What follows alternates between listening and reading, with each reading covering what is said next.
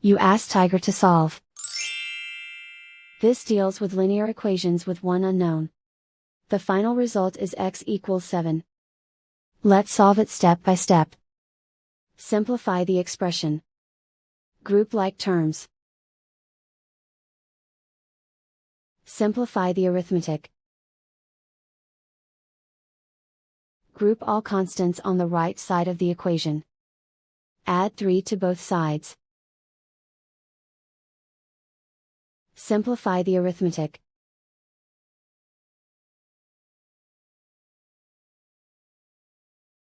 Convert the x into a positive number. Multiply both sides by -1.